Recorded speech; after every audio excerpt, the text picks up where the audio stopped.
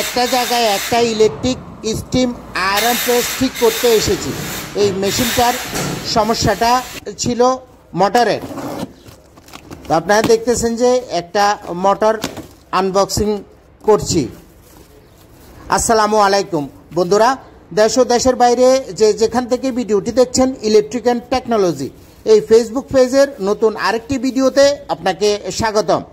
আপনি যদি পেজে নতুন হয়ে থাকেন, দয়া করে পেজটি ফলো দিয়ে ভিডিওতে লাইক এবং কমেন্ট করে দিবেন। ভিডিওটি ভালো লাগলে অবশ্যই শেয়ার করে দিবেন, যাতে করে আপনার মাধ্যমে অন্য ভাইয়েরাও দেখতে পারে এবং উপকৃত হতে পারে। আপনাদের জানার জন্য বলে নিই, আমি সৌদি প্রবাসী। সৌদি আরবে জেদ্দা শহরে স্টিম বয়লার রিপেয়ারিংয়ের কাজ করি। যাই হোক, আপনারা দেখতেছেন যে এই মোটরটা, এটা একটা পানির মোটর, এটা গ্রাউন্ড পুশ পানির মোটরটা। এই পানির মোটরটা এনেছি একটা ইলেকট্রিক স্টিম আয়রন প্রেসে ফিটিং করার জন্য, লাগানোর জন্য। আগের যে মোটরটা সেটা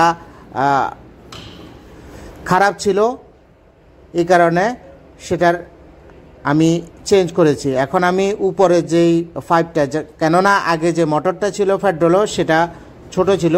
এখন এই পাইপটার জন্য একটু পাইপ কেটে পেচ করে নিতে হলো, নিয়ে এসেছি। এখন মোটামুটি দোনোটা লেভেলে। আর এটা সাইজটা একটু বড় বাইরে রাখতে হয়েছে, এই কারণে পাইপটাকে আমাকে চেঞ্জ করতে হলো। যাই হোক, একটু অপেক্ষা করুন, আমি সামনে হয়তো আরও ভালো কিছু দেখতে পাবেন আপনি যদি এই ধরনের কাজ করেন কিংবা এই ধরনের কাজ পছন্দ করেন। তো দেখতেছেন মোটামুটি আমার মোটরটা ফিটিং করা হয়ে গেছে। এখন আমি মেশিনটা স্টার্ট করেছি, স্টিম উঠেছে, মোটামুটি ভালোই চলছে, কোনো সমস্যা নেই। এটা ইলেকট্রিক স্টিম আয়রন প্রেস। আপনি যদি এই ধরনের কাজ পছন্দ করেন, এখনও আপনি পেজটি ফলো না করে থাকলে অবশ্যই পেজটি ফলো করবেন। বাই দ্য ওয়ে, আপনাদের জানার জন্য বলে নিই, একই নামে অর্থাৎ ইলেকট্রিক অ্যান্ড টেকনোলজি এই নামে ফেসবুক পেজ, ইউটিউব এবং ইনস্টাগ্রামে আপনারা পেয়ে যাবেন। যেখান থেকে পছন্দ ভিডিও দেখতে পারবেন, কোনো সমস্যা নেই। আমার এক ভাই ভিডিও করার সময় একটু মজাক করছিল, তাই ক্যামেরাটা ঘুরিয়ে দিয়েছে। যাই হোক, কিছু মনে করবেন না আপনারা।